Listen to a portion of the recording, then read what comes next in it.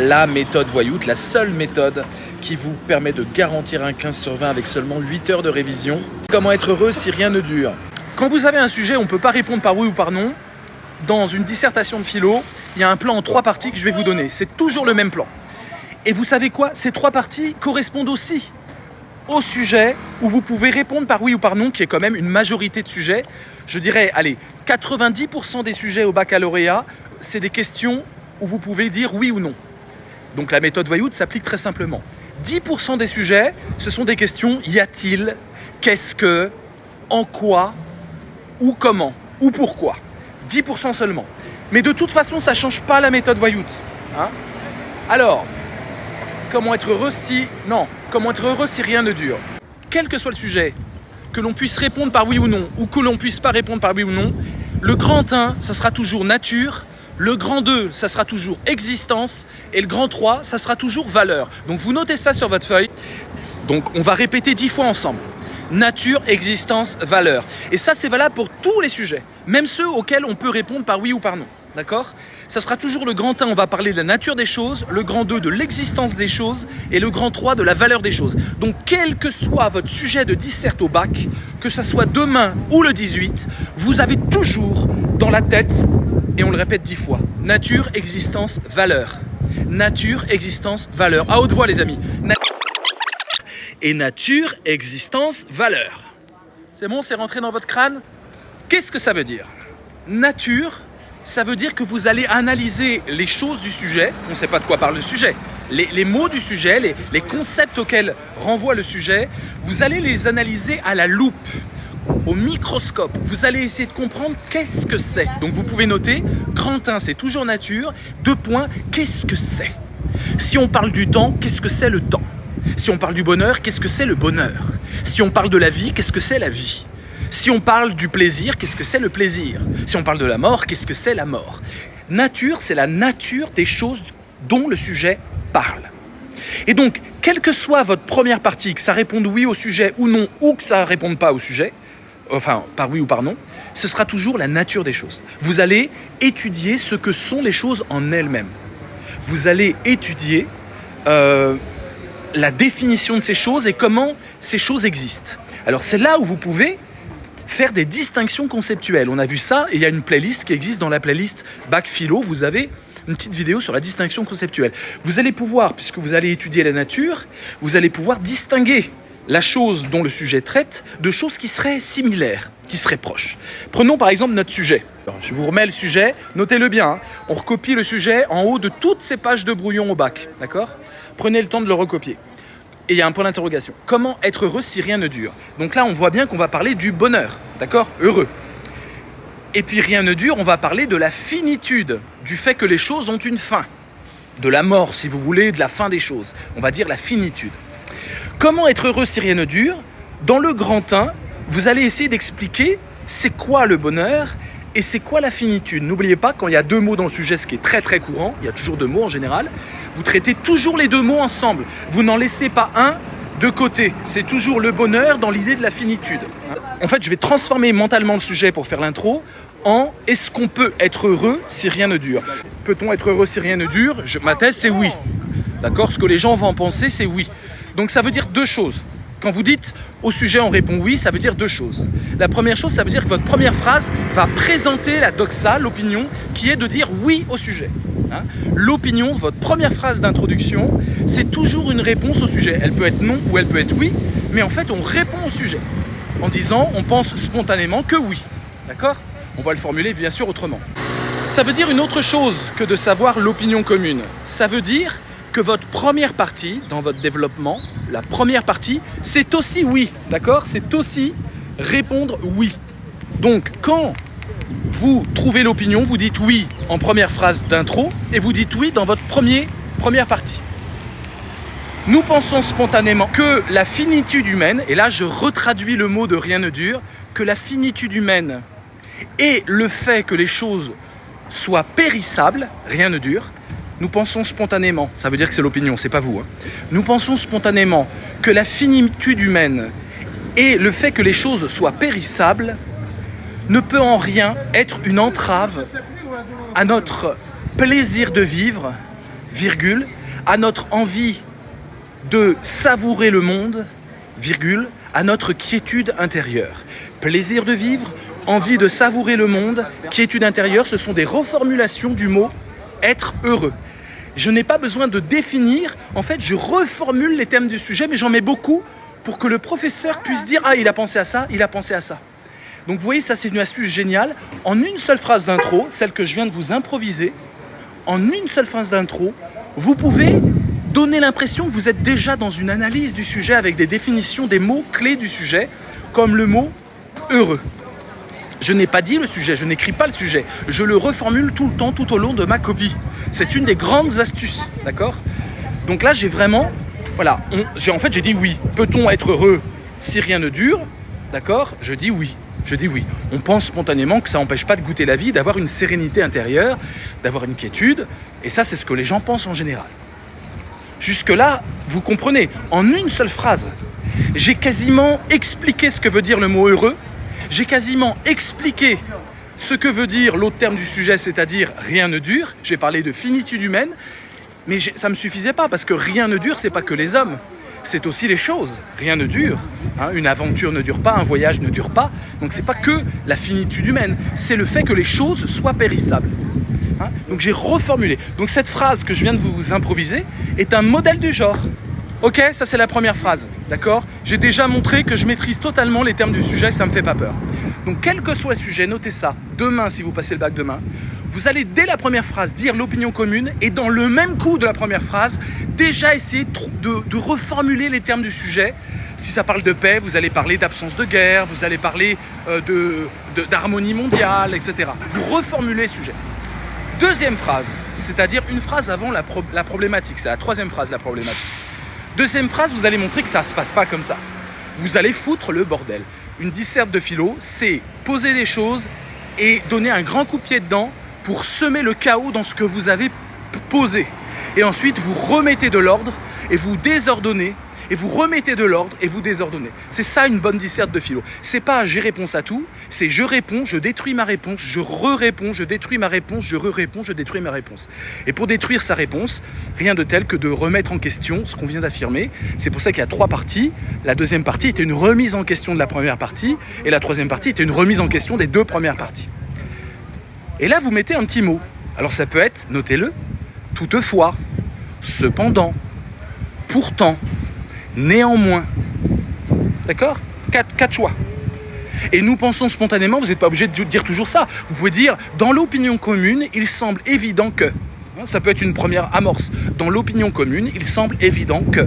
C'est comme si vous disiez, nous pensons spontanément que. Donc la deuxième phrase, vous allez défoncer votre première phrase. Et là, le prof, en 2 phrases, mes amis, va comprendre que vous êtes capable de dire une chose, de dire son contraire, avec un pourtant, donc vous ne vous contredisez pas, simplement votre pensée évolue. Il va comprendre que vous êtes capable de reformuler les termes du sujet, donc vous les maîtrisez. Et rien qu'en 2 phrases, mes amis, écoutez bien, vous êtes au sommet du paquet de copies de votre prof. Le but de la méthode Voyout, c'est que votre correcteur, qu'on va appeler Serge, ils se disent, là j'ai affaire à un cadre de la philo en 2 phrases. Donc nous pensons spontanément, il semble évident que la finitude humaine et le caractère périssable des choses n'empêchent pas de savourer la vie, de participer joyeusement à la marche du monde. Je vous refais une première phrase.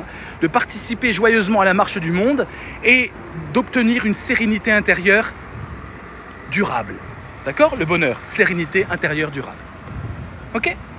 Deuxième phrase, pourtant, virgule, et là c'est la merde.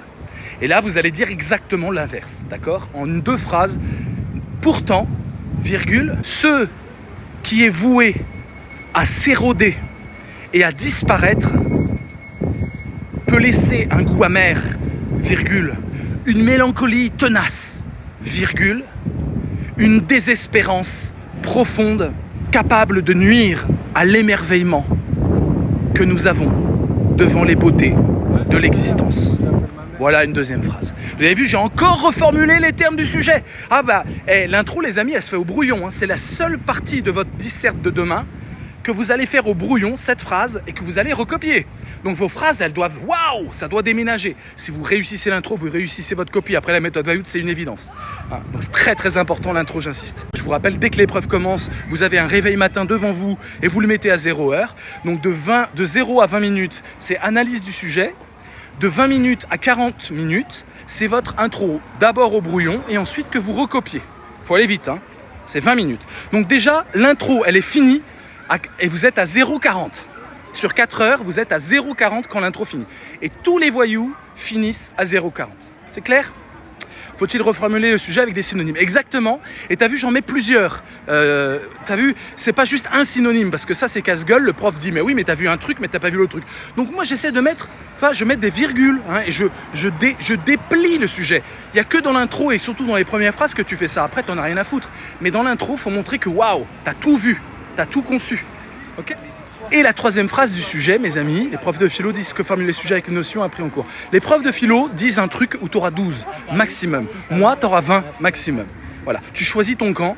Moi, tu auras 20 maximum. On a eu 37-20 l'année dernière. Je n'ai pas à me justifier, j'en ai ras-le-bol. Ça me fatigue. Voilà, je suis tranquille. Il y a mon pote, Nicus Pocus, qui est sur le mur, qui vient de mourir. D'accord, des Zwinkels. Je ne sais pas si vous connaissez les Zwinkels. Donc, on va lui rendre hommage, les amis, parce que là, c'est un monument. Voilà. Pas belle cette punchline. Je représente ceux qui utilisent leur cervelle à la détruire. Voilà. Allez. Nous pensons spontanément que les choses finissent, mais ça ne nous empêche pas d'être heureux. Pourtant, le fait même qu'elles finissent empêche le fait les bonnes choses de durer. Et donc, ça peut induire de la désespérance. Ça peut induire du pessimisme. D'accord ? Je me contredis. Dès lors, virgule, et là, c'est la problématique. La problématique, c'est comment on peut avoir oui et non pour répondre au sujet. C'est clair ou pas ? Dès lors, si la nature obsolescente de tout ce qu'il y a ici-bas nous prive d'espoir, virgule, comment un bonheur durable, virgule, une félicité qui enchante l'âme et qui nous ouvre généreusement au monde, serait-il possible ? Point d'interrogation. C'est ça votre problématique. Dès lors, si on dit oui et puis qu'on dit non, comment c'est possible ? Tout simplement. Hein, la problématique, c'est une fois dans votre copie, c'est la troisième phrase, je vais vous le refaire en impro. La question, c'est comment être heureux si rien ne dure. Nous pensons spontanément que le fait que rien ne dure peut nous rendre heureux, à vous de tout reformuler. Pourtant, le fait que rien ne dure empêche au bonheur lui-même de durer, vous êtes d'accord ? Parce que ça ne dure pas. Or, le bonheur, on peut le définir comme une joie qui dure. Dès lors, c'est comme ça que vous amenez votre problématique, avec un accent grave sur le « e ». Dès lors, virgule, comment le fait même que les choses soient périssables, y compris le bonheur, peut-il être compatible, se fait avec une joie durable, avec une félicité qui existe malgré la mort, malgré la finitude, malgré la destruction promise. Hey, je joue sur le vocabulaire. C'est vraiment dans ces trois phrases que vous devez montrer tout ce que vous avez dans... Ne gardez rien pour vous. Balancez les synonymes, jouez, enfumez votre correcteur comme ça. Il va adorer, je vous le garantis. Avec des phrases simples et claires, sans faire des improvisations, c'est possible. Oui, bien sûr, mais elles doivent être longues. Tes trois premières phrases doivent avoir des virgules et tu dois sortir ton âme. C'est simple, hein. Au lieu de mettre un mot, t'en mets deux, hein. C'est simple. Au lieu de mettre un mot tout seul, tu mets un adjectif. Quentin, j'ai dit oui, on peut être heureux si rien ne dure. En deux, j'ai dit non, on ne peut pas être heureux parce que ça dure pas, donc le bonheur c'est durable, donc ça marche pas. Dès lors, comment on peut être heureux alors que rien ne dure ? Ok ? Il faut autant de synonymes dans la problématique. Oui, c'est pas mal. C'est une astuce que je vous donne, qu'aucun prof ne vous donnera, mais ça fait des résultats. Au niveau notation, je te jure, il y a tellement de copies pourries, pensez bien à ça. Hein. Les profs vous disent des choses, mais après ils corrigent. C'est deux exercices différents. Le prof qui raconte la méthodologie, c'est une chose. Le prof qui est sous un soleil, face à la rivière, et qui doit corriger dans un café 150 copies, bah c'est quelqu'un d'autre. Et ce mec-là, si vous faites ce que je vous dis, il va adorer votre copie. Qu'il vous ait dit ça en cours ou pas, il va adorer être enveloppé de quelqu'un qui a compris le sujet ou qui lui donne l'impression d'avoir compris. Alors que vous pouvez ne rien comprendre, vous mettez juste des synonymes. Hein. Entre parenthèses, on s'en fout que vous compreniez le sujet. Vous comprenez la méthode Vayout, c'est un truc de bourrin. Hein. Donc vous voyez, c'est ça le truc. Et donc la problématique, dès lors, si tout est voué à disparaître, y compris le bonheur lui-même, Comment une félicité inscrite dans le temps peut-elle seulement exister? Point d'interrogation. Voilà une problématique beaucoup plus simple que je viens encore une fois de vous improviser. Parce que je suis un putain de sensei, d'accord? Vous avez 40 minutes pour faire tout ça. Quatrième phrase. La quatrième phrase, elle est stratégique. Elle consiste à défoncer la thèse. La thèse, c'est ce que vous avez dit dans la première phrase. C'est-à-dire, on peut être heureux même si rien ne dure. Votre quatrième phrase doit montrer que non. Votre quatrième phrase, elle est très méchante. Sous forme de question, vous interrogez, vous critiquez la première phrase. Ah ouais, tu crois qu'on peut être heureux alors que rien ne dure? Et là, vous commencez par « en effet, virgule ». Quatrième phrase. En effet, virgule, l'inscription des choses dans une finitude et l'inscription des êtres dans une mortalité, c'est exactement la même chose. Hein. Et l'inscription des êtres dans une mortalité ne nous prive-t-elle pas de la sérénité nécessaire pour apprécier la vie? Ça s'appelle être heureux. Point d'interrogation. La quatrième phrase doit, sous forme de question, défoncer la première phrase. C'est simple, hein. Quand vous avez ce plan dans la tête, c'est royal. Ensuite, vous allez défoncer votre deuxième phrase. Vous allez montrer que répondre non, là on vient de montrer que répondre oui, en fait, c'est un peu débile. Vous allez montrer que répondre non, en fait, c'est un peu débile. Ouais, c'est que vous bloquez les issues. Il y avait l'issue qui répondait oui, il y avait l'issue qui répondait non. Vous allez bloquer les deux issues. Et là, le prof va dire « Oh my God, comment va-t-il s'en sortir ?» Eh oui, un vrai film de suspense, c'est un film où le héros n'a pas d'issue et pourtant il doit sortir. Oui, donc vous créez du suspense pour le correcteur. Vous lui faites peur, vous bloquez tout. Donc la cinquième phrase vise à défoncer l'antithèse. C'est-à-dire, on ne peut pas être heureux si rien ne dure. Ah ouais, tu crois ça? Ma cinquième phrase va te montrer que c'est pas si évident que ça. Et elle commence toujours par à l'inverse ou inversement ou à l'opposé, virgule. Hein, à l'opposé, virgule, inversement, moi j'aime bien inversement. Inversement, virgule. Dire que le bonheur ne peut émerger dans un monde où rien ne perdure, n'est-ce pas nier la possibilité même de son émergence, ce qui semble contredire la nature humaine, parce qu'on expérimente dans la nature humaine qu'on peut être heureux. Donc dire que tu ne peux pas être heureux parce que rien ne dure, ça contredit la nature humaine qui a constaté la possibilité du bonheur. Point d'interrogation. C'est une question qui vise à défoncer l'antithèse. Écoute bien. Ta problématique, tu la balances en troisième phrase comme je viens de vous montrer, et ensuite tu n'en parles plus. Vous l'oubliez. Vous vous concentrez sur une seule chose tout au long de votre copie, à chaque phrase, sur le sujet, pas sur la problématique. Si vous faites ça, vous ne pouvez pas être hors sujet. Si toute votre concentration mentale, elle n'est pas sur votre problématique, où là vous pouvez vous planter, puisqu'elle reformule le sujet, vous pouvez vous tromper dans la reformulation du sujet. Et là c'est la cata, c'est du 5 sur 20. Donc toute votre énergie se concentre, notamment à la fin des sous-parties, pour répondre au sujet. Comment être heureux si rien ne dure? Vous ne répondez qu'à ça. La problématique, elle est là pour bluffer, elle est là pour faire joli dans votre intro, elle est là pour que votre correcteur dise « Oh, c'est bien, il a fait une problématique ». Après, on n'en parle plus. C'est terminé. C'est du bullshit. D'accord? Waouh. Ah, il est inspiré, le mec. Maintenant, il y a la sixième phrase. La sixième phrase, c'est l'enjeu. Ça veut dire pourquoi, alors qu'on a fermé toutes les possibilités, alors qu'on a répondu à tout ce qu'il fallait, pourquoi il est important de répondre? C'est-à-dire que vous dites la thèse, vous dites l'antithèse, vous dites la problématique, vous bloquez la thèse, vous bloquez l'antithèse, donc normalement vous devez arrêter d'écrire, il n'y a pas de solution. Vous allez poser l'enjeu. Qu'est-ce que c'est l'enjeu? C'est la sixième phrase. C'est « il est pourtant nécessaire de répondre parce que ». Il est pourtant urgent de répondre. Il est capital, il est vital, il est impératif. Je vous donne tout le vocabulaire, vous choisissez là-dedans. Il est pourtant, il est néanmoins impératif. Nous devons impérativement tenter de répondre, Nous devons impérativement tenter de répondre à ces problèmes. Et là, vous expliquez pourquoi c'est important. Non seulement pour savoir si le bonheur est possible, mais aussi si le temps en est le pire ennemi. Voilà, tout simplement. C'est parce que si vous répondez que le bonheur est impossible, c'est terrible. Annonce de plan. Alors évidemment, vous n'avez pas votre plan. Vous savez juste que vous allez dire oui, non, oui, mais. Vous savez juste que vous allez dire nature, existence, valeur. Je vous explique ça dans un moment. C'est tout ce que vous savez. Donc vous bullshitez. Vous bullshitez une annonce de plan. Dans un premier temps, virgule, dans un premier mouvement, ne dites pas une première partie, jamais. Notez bien, notez. Vous ne dites pas dans une première partie. Vous dites dans un premier temps ou dans un premier mouvement, virgule, nous nous interrogerons. Alors là, c'est que du bullshit. Donc c'est que nous allons essayer de comprendre, nous allons nous interroger sur, nous allons tenter de voir clair sur ce truc-là, nous allons réfléchir à, nous allons essayer d'estimer comment. Voilà, c'est que du bullshit. Vous prenez plein de mots bullshit de genre on va réfléchir en fait.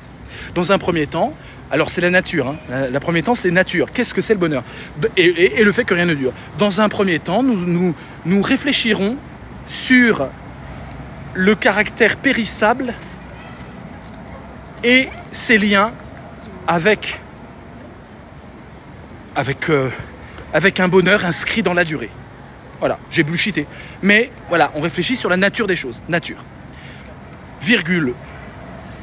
Pour ensuite, ça c'est la deuxième partie que j'annonce comme ça, toujours dans la même phrase. Dans un premier temps, nous allons réfléchir à grand 1, virgule, pour ensuite nous interroger sur, ça va, c'est du bullshit, hein, nous questionner sur, nous interroger, et là on va faire l'existence, sur les liens dialectiques, ça veut dire les liens, hein. Vous mettez toujours dialectique dès qu'il y a le mot lien, ça plaira à Serge. Les liens dialectiques unissants, à s'interroger sur des liens qui unissent, c'est très facile. Et c'est du vrai bullshit. Je vous donne des clés, les amis. Je vous donne des putains de tips. Pour ensuite nous interroger sur les liens dialectiques unissants. Les liens dialectiques unissants, vous mettez les deux termes du sujet. En les reformulant, toujours en reformulant. J'ai pas mis le bonheur partout. J'ai mis le bonheur une seule fois dans mon intro. Pour ensuite nous interroger sur les liens dialectiques unissants. L'enthousiasme et l'harmonie face au monde. Et le caractère éphémère de celui-ci. Génial. Les liens dialectiques, c'est la deuxième partie, c'est existence. Comment ça vit dans le monde, d'accord? Virgule, et enfin, virgule, ça c'est la troisième partie, toujours dans la même phrase. Dans un premier temps, nous allons nous interroger sur le grand 1, virgule, pour ensuite nous interroger sur le grand 2, virgule, et enfin, virgule, nous demander à quelles conditions, ça c'est génial pour la troisième partie. Je vous donne des tips, les amis, ça vaut de l'or. Pour enfin nous demander à quelles conditions, au pluriel, à quelles conditions la brièveté des choses ne nuit pas à la profondeur d'un rapport au monde harmonieux et délectable. Ça veut dire le bonheur, hein. Un rapport au monde harmonieux et délectable. Point. Et là, je viens d'annoncer le plan, j'ai fait que du bullshit, mais quelque part, je vais le respecter puisque j'ai fait nature, existence, valeur. À quelles conditions, hein, nous interroger à quelles conditions. En fait, ça veut dire voir la valeur, voir les limites, c'est la troisième partie. Hein. Quelles sont les conditions qui permettent de... Hein. On peut annoncer son plan dans deux phrases. Oui, tu peux, mais je te conseille mon système et même de mettre des points-virgules. Tu peux mettre des points-virgules, mais fais tout ça en une phrase, c'est beaucoup mieux. Le prof de philo dit de définir les notions à partir des cours appris. Ne fais pas ça. Les profs te disent ça, mais après ils donnent une super note à ceux qui font pas ça. Dites-vous bien que les profs n'ont pas les mêmes cours entre eux. Donc vous apprenez le cours de votre prof. Ok, c'est bien, vous avez appris le cours de votre prof. Mes amis, c'est pas votre prof qui vous corrigera au bac. C'est pas votre prof. S'il y a bien une personne dont vous pouvez être sûr qu'elle ne vous corrigera pas au bac, c'est votre professeur. Donc vous apprenez un cours de quelqu'un qui ne vous corrigera pas. Alors c'était super pour l'année. Hein. Pendant l'année, vous montrez au prof que vous avez écouté le cours. Regardez, je vous ressors des trucs qu'on a vus en cours. Ça le flatte, c'est très bien. Mais là, il va falloir flatter quelqu'un que vous ne connaissez pas et quelqu'un qui ne vous connaît pas. Et la méthode Voyout, c'est comment lui défoncer le cerveau de plaisir alors qu'il ne vous connaît pas et que vous ne le connaissez pas. Vous comprenez ou pas? Chaque grande partie est composée de 3 sous-parties. Donc il y a 9 sous-parties en tout puisqu'il y a 3 grandes parties. Chaque sous-partie doit aller de plus en plus fort. Si vous répondez oui au sujet dans le grand 1, en grand 1 petit a, vous allez dire oui. En grand 1 petit b, vous allez dire oui, oui. Et en grand 1 petit c, vous allez dire ça ne peut être que oui. Il n'y a pas d'autre réponse au sujet possible que oui. Si votre grand 2 c'est non, vous allez faire en grand 2 petit a non. En grand 2 petit b, c'est vraiment un gros non. Et en grand 2 petit c, ça ne peut être que non la réponse au sujet. Il n'y a pas d'autre possibilité de répondre que de dire non. Et en grand 3, c'est un oui, mais. Un oui qui va être nuancé en disant oui, mais il faut réfléchir. Oui, mais c'est plus compliqué que ce qu'on croit. Oui, mais on pourrait croire que non. Vous comprenez? C'est un oui, mais qui fait le malin. Le grand 3, c'est toujours comme le grand 1, mais vous devez faire les malins.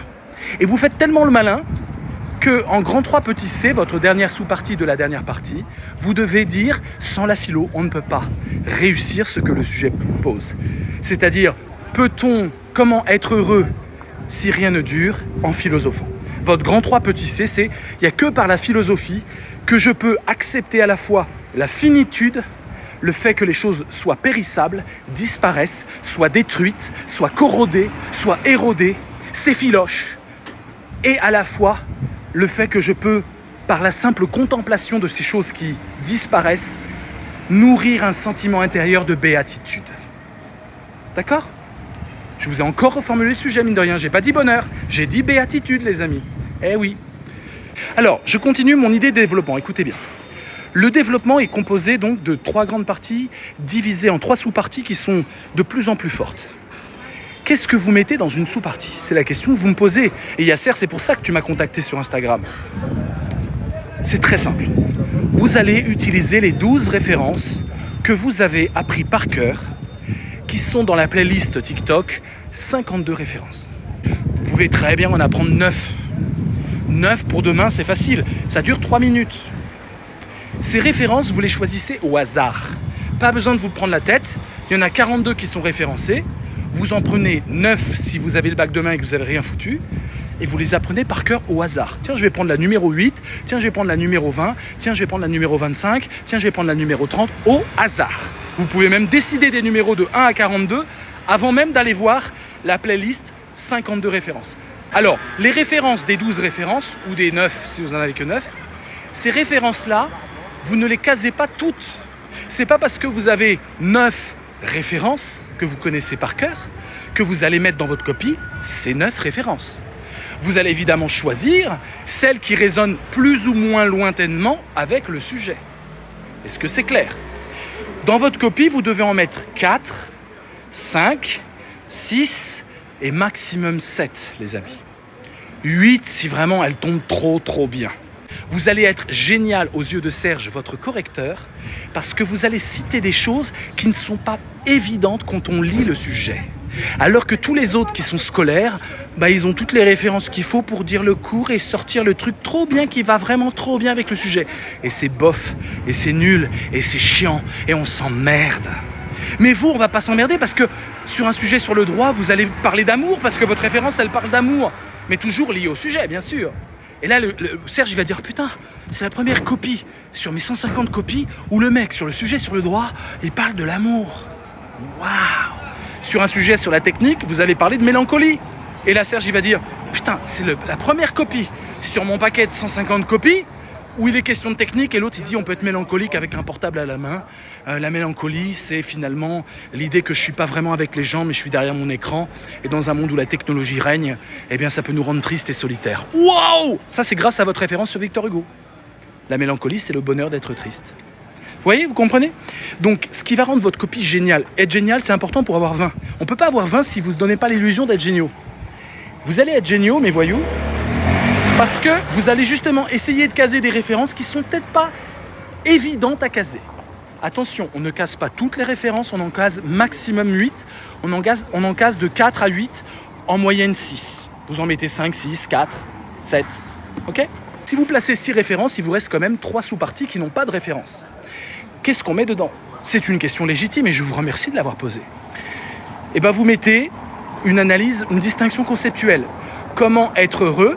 Il est question de bonheur. Je vais distinguer le bonheur et la joie. Je n'ai pas besoin des cours pour ça. Je vais décider de définir la joie comme quelque chose qui ne dure pas et le bonheur comme quelque chose qui dure. Ou je vais distinguer le bonheur et l'espoir. Être dans l'espoir, c'est pas forcément être heureux. Qu'est-ce qui se passe dans l'espoir ? Qu'est-ce qui se passe dans le bonheur ? Ou je vais distinguer le bonheur et la béatitude, ou le bonheur et la jouissance, ou le bonheur et le plaisir, ou le bonheur et l'extase. Peu importe en fait, c'est du bullshit. Mais vous devez, dans une sous-partie au moins, distinguer le terme du sujet central, le bonheur, et quelque chose qui est un synonyme. Si le sujet c'est sur l'amour, allez distinguer l'amour et l'adoration, l'amour et l'amitié. Si le sujet c'est la loi, allez distinguer la loi et la morale, la loi et le droit, la loi et la justice. Vous devez prendre un synonyme du sujet et essayer de réfléchir. Et encore une fois, vous avez tous les droits. Pas besoin de sortir le dictionnaire. Vous allez essayer de dire attention, il faut bien comprendre, et vous allez bullshiter votre prof, votre correcteur, Serge, en faisant genre, vous vous prenez la tête sur le sujet. Il va kiffer, les amis. Il n'y aura même pas besoin de citation, il n'y aura même pas besoin de connaître son cours. Il y aura juste besoin de prendre un synonyme et de montrer une différence entre le terme du sujet et bien sûr, je vous explique à chaque fois de quoi votre paragraphe est fait. C'est clair ou pas? Ça vous fait déjà une sous-partie, gratos, sans référence. Vous allez faire une distinction conceptuelle. Il en reste encore à combler des sous-parties.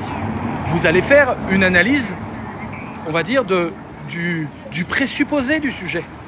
En grand 2 petit a ou en grand 3 petit a, vous allez faire les présupposés. Alors, qu'est-ce que c'est un présupposé? On s'est entraîné. Vous regardez dans la playlist Training sur mon profil TikTok, il y a une playlist Training. Et c'est un entraînement pour trouver les présupposés. Les présupposés, ce sont des affirmations qui sont comprises dans le sujet. Par exemple, comment être heureux si rien ne dure? Le présupposé, c'est qu'on ne naît pas heureux, mais qu'on le devient.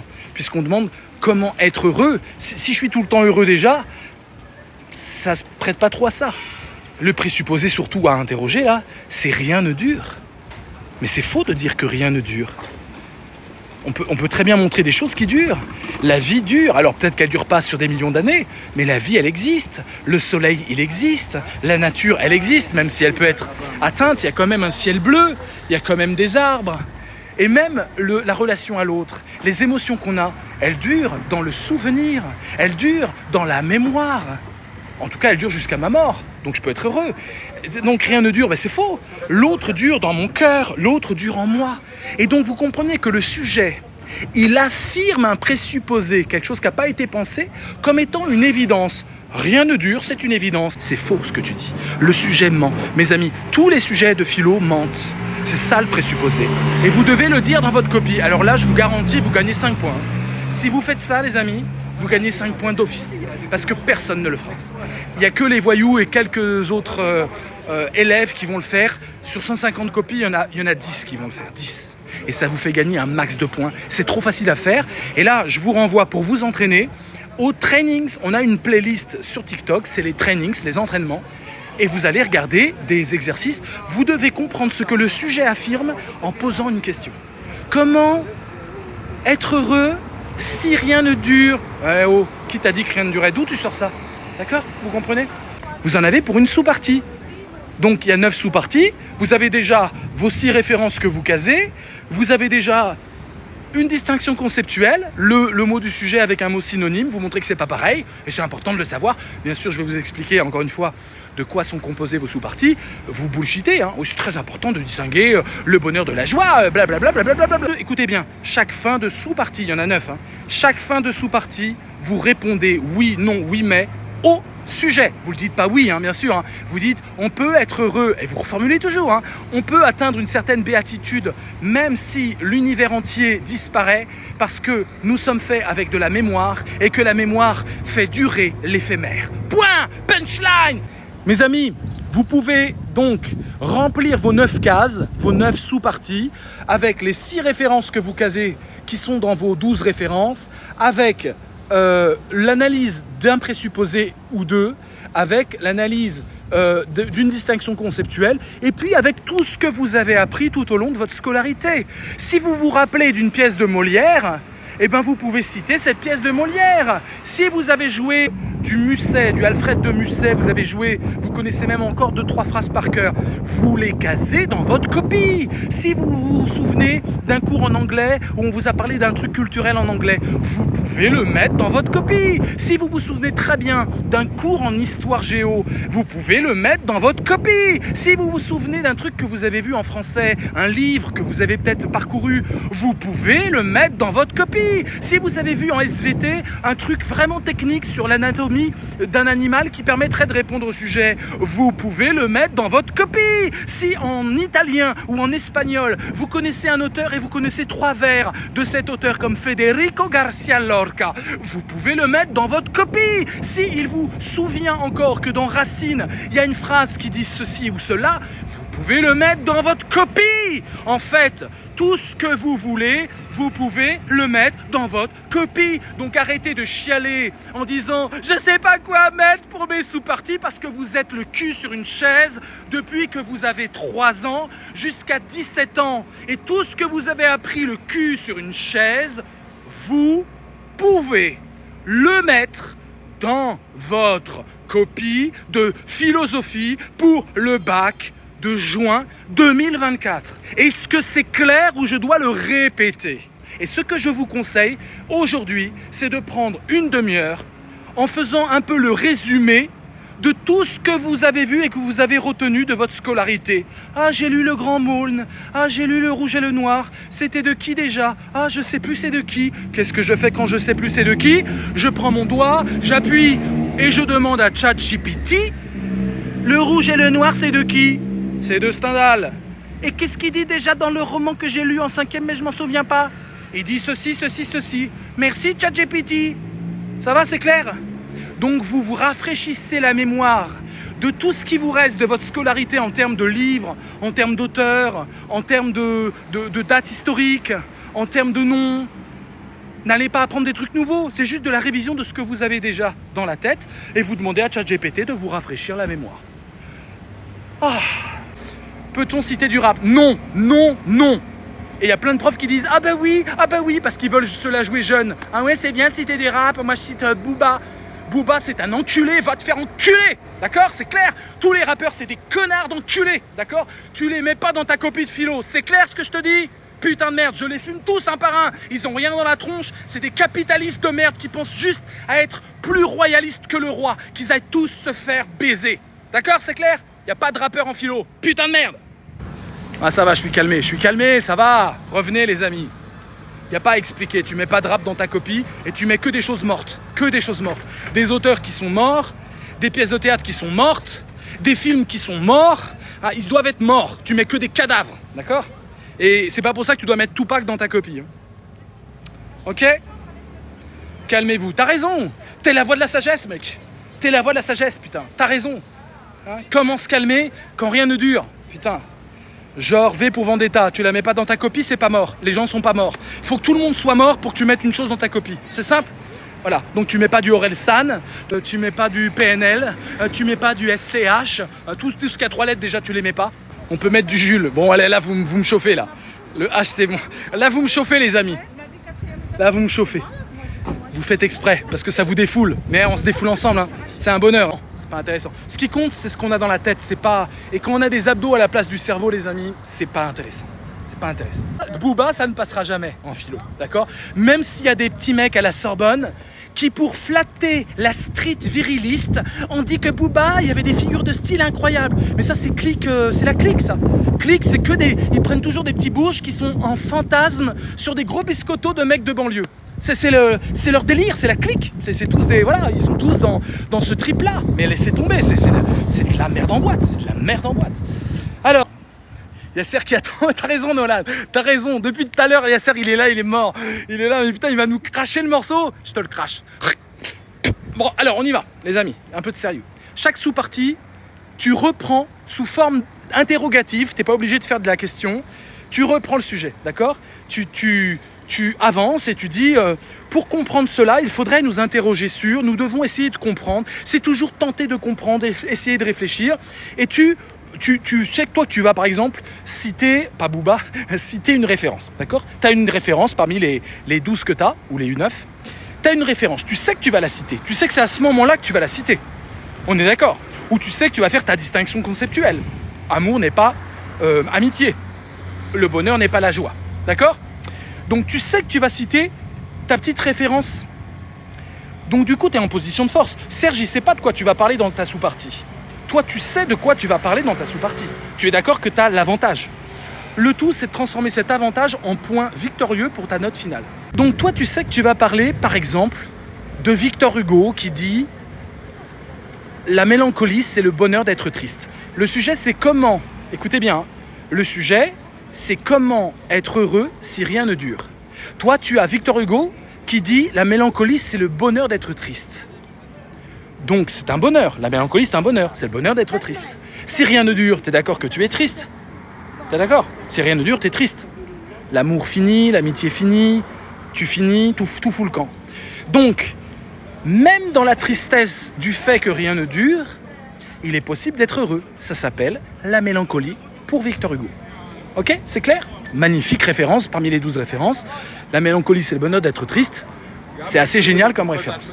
Donc toi, tu sais que tu vas parler de ça. Tu sais que dans ton sous-parti, tu vas parler de ça. Donc tu dis, il est certain. Alors, tu vas aller dans le sens de ta phrase, sans citer ta phrase tout de suite. Il est certain que rien ne dure. Il est certain que ça induit un sentiment peut-être de tristesse, de douleur. Nous pouvons vraiment être déprimés dans un deuil lorsque l'amour de notre vie part, lorsqu'une amitié finit. Ça peut inclure une immense tristesse, d'accord? Et là, au lieu de dire, bah voilà, mais ça c'est... Tout de suite, tu dis, mais voilà, la tristesse serait donc pas opposée au bonheur, elle pourrait en être l'aliment premier. C'est ce que dit Victor Hugo, et là, tu balances ta référence. Tu comprends? Tu sais que tu vas balancer ta référence, donc tu essaies de l'amener sous forme questionnante, sous forme je recherche. Toujours, vous devez être dans ce mood-là. C'est un vrai tip ce que je vous donne, les amis, je rigole pas. Vous devez toujours être dans le mood, on recherche, on essaie de trouver, j'essaye, essayons de comprendre, interrogeons-nous sur... ça, c'est le mood de toute votre disserte. Toute votre disserte, c'est essayons de comprendre, réfléchissons à, demandons-nous si, etc. Donc tu dis, voilà, on peut être triste et on peut être heureux. C'est ce que dit Victor Hugo lorsqu'il définit la mélancolie comme le bonheur d'être triste. Ensuite, une fois que tu as balancé ta référence, tu dois l'expliquer, ça c'est important. Vous ne devez pas conclure, si Victor Hugo l'a dit, c'est que c'est vrai. Non, c'est pas parce que Victor Hugo l'a dit que c'est vrai. Toi, tu dois démontrer que c'est vrai. Donc tu dois dire, d'abord tu l'expliques. La mélancolie, c'est le bonheur d'être triste. Autrement dit, la mélancolie n'est pas une désespérance qui nous pousse dans le malheur, mais quelque chose qui se nourrit de la tristesse elle-même et qui trouve un intérêt, une méditation possible, la possibilité d'un essor, d'un enthousiasme intérieur, même si des larmes coulent sur nos joues. Ok? Tu expliques, là je viens d'expliquer la phrase d'Hugo. Ensuite tu dis en quoi la référence que tu viens de balancer permet de répondre au sujet. Tu comprends? Donc ça veut dire que tu vas faire le lien entre ta phrase qui est peut-être assez loin du sujet, que tu as amené quand même en début de sous-partie, et là, tu vas verrouiller en la ramenant et en disant, à suivre Victor Hugo, je ne dis pas que c'est vrai, je dis, si jamais on suit sa pensée, à suivre Victor Hugo, nous comprenons alors que le bonheur ne peut être défini comme étant une joie pure, un sentiment positif, immaculé de tout ténèbres, mais au contraire, que le bonheur se nourrit de toutes les émotions, y compris les plus sombres, les plus sombres, les plus désespérés. Pourvu qu'une intensité émotionnelle soit là, le bonheur prend plusieurs visages, allant de l'extase et de la béatitude jusqu'à la mélancolie vue par Victor Hugo.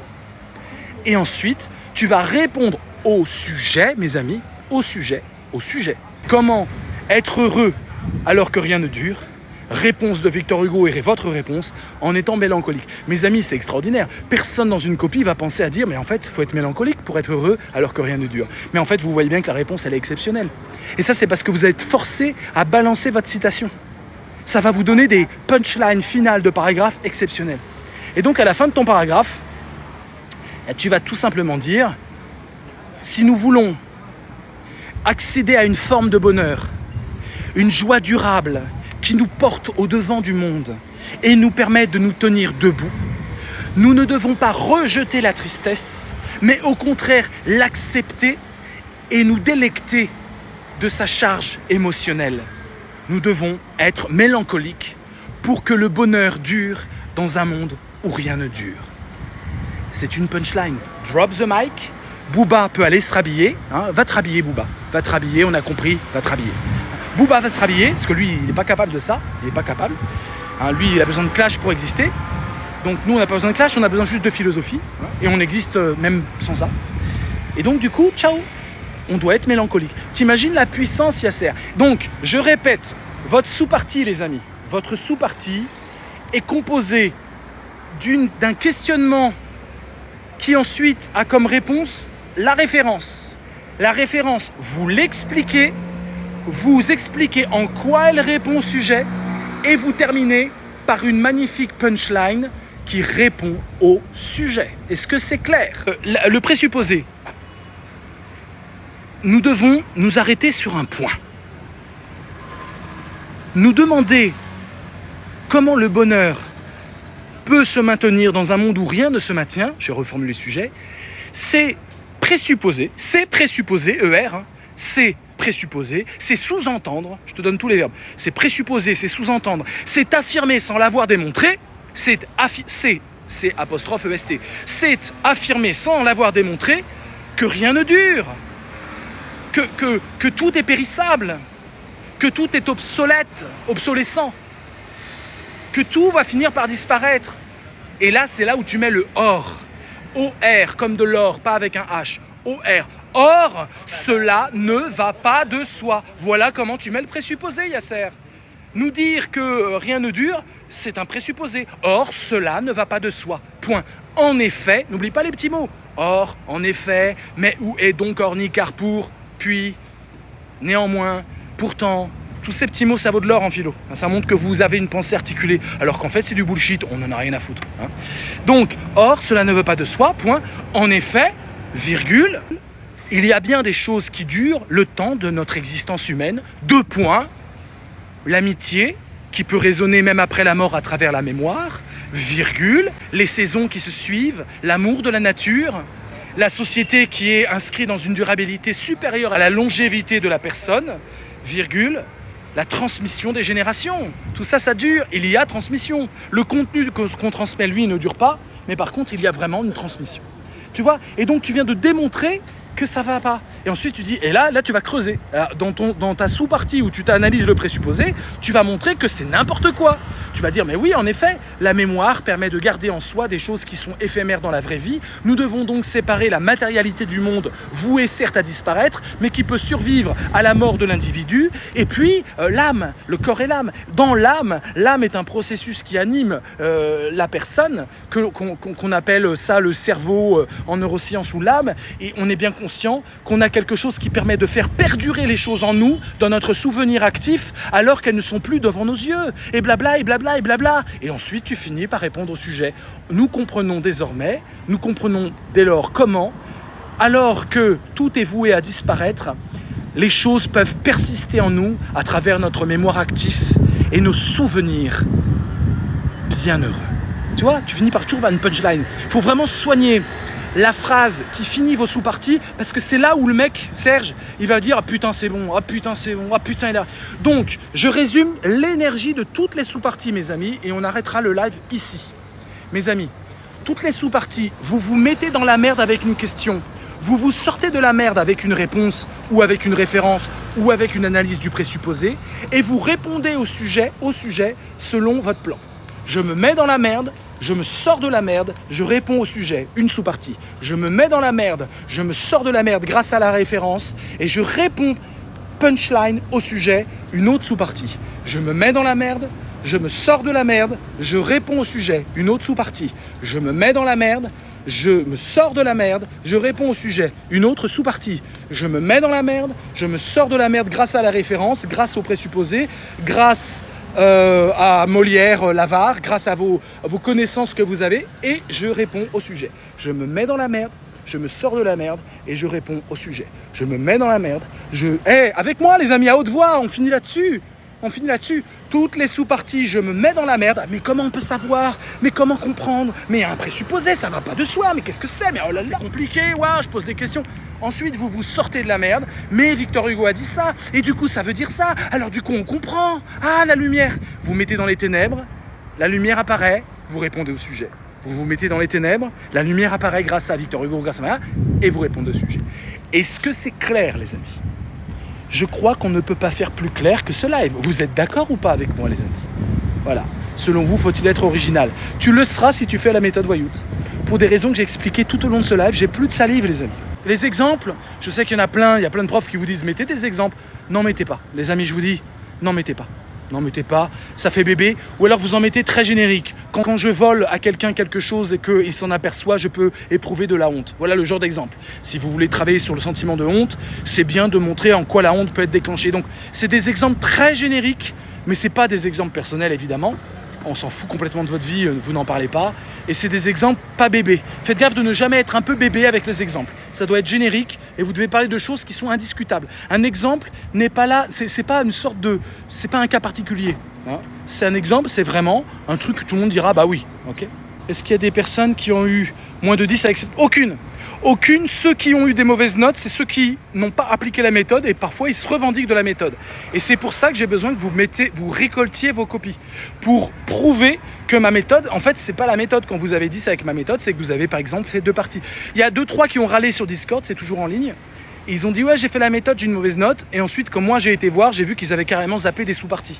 Donc c'est des copies avec 7 sous-parties, avec une intro qui a que 5 phrases, avec aucune référence. Il y en a plein qui disent j'ai fait votre méthode monsieur, mais ils mettent aucune des 12 références. Je vous ai dit, il faut en mettre 5, 6. Donc c'est pas la méthode. La méthode, c'est une intro de 7 phrases, 12 références, un plan de 3 parties, 3 sous-parties et un hymne à la philo en 3C. C'est ça, faire la méthode Voyout. Donc je compte sur votre honnêteté. C'est de dire j'ai fait la moitié de la méthode, un bout de méthode, et ça c'est pas la méthode Voyout. La méthode Voyout c'est tout ou rien. Hein. On peut récupérer la copie avant qu'elle soit corrigée. Non, tu peux pas. Par contre, Yasser, tu peux la prendre en photo. Tu peux la prendre avec ton portable en photo. Tic, tic, tic, tic, tic. Ça serait vraiment génial. À la fin de l'épreuve, quand tu es à 2 doigts de rendre... quand il est 4 heures, quand il est 12 heures, midi, tu vas voir un des mecs, un des responsables, et tu dis voilà, j'ai envie de garder un souvenir de ma copie. Est-ce que vous m'autorisez à la prendre en photo ? Et tu charmes et le mec va te dire oui, fais-le discrètement. Il va accepter, je pense. Je pense qu'il va accepter. Bon, à moins qu'il... Voilà. Mais soit tu arrives à le faire en loose day, mais je te le conseille pas. Ça serait con de te faire choper avec un portable à la main alors que c'est interdit. Donc ne le fais pas. Par contre, ce que tu peux faire, c'est demander au mec de la prendre en photo. Mais après, de toute façon, tu peux récupérer ta copie, mais elle sera corrigée. Tu ne peux pas... La seule possibilité d'avoir ta copie non corrigée, c'est de la prendre en photo. Et le mieux, pour pas risquer de te faire choper avec un portable à la main, c'est de demander, vraiment quand tout le monde est debout et quand tout le monde s'apprête à rendre sa copie, c'est de dire « Monsieur, j'ai envie de la prendre en photo, est-ce que vous m'autorisez en 2 secondes ?» Voilà, je la prends, c'est que pour moi, je la partage pas, je la prends en photo. Il y a une chance sur 2 qui disent oui, voilà. Mais de toute façon, vous récupérez votre copie. Quoi qu'il arrive, vous vous tenez au courant. Hein, vous vous tenez au courant et d'ailleurs vous m'informez si vous avez des infos. Il y a un lien où vous pouvez demander de récupérer votre copie. C'est important pour moi. Parce qu'après, il y a des rigolos qui disent « Ah, j'ai eu une mauvaise note, machin. » Bah ouais, mais mec, t'as pas fait la méthode. Et j'ai besoin de prouver ça. Hein. Toutes les notes de la méthode sont disponibles. Vidéo où j'ai un t-shirt bleu qui est épinglé sur mon profil TikTok. Allez voir les notes. Voilà.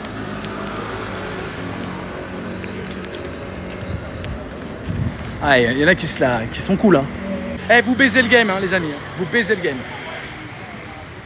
Sans pitié. Pas de pitié pour les voyous. Aucune pitié. On s'est bien marré quand même. Je vais prendre de la bavette. Bien sûr, monsieur. La clientèle ici, c'est comme les vagues. Ouais. Ça vient. C'est marrant. Hein. Voilà, exactement. Et vous pensez quoi des Jeux Olympiques? Ça va amener du monde ou pas là dans le business? Ouais. Ah ouais. Okay. Parce qu'on a reçu même les Corées. D'accord. De la mairie de Paris.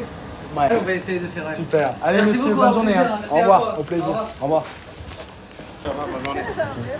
Ceux qui passent le bac demain, on vous donne de la force. On vous donne de la force et vous allez en avoir. Concentrez-vous sur la méthode Voyout et tout se passera bien. Et regardez la vidéo qui est censurée, elle est sanglante, mais vous êtes pas en sucre. Vous n'êtes pas en sucre, vous êtes des warriors.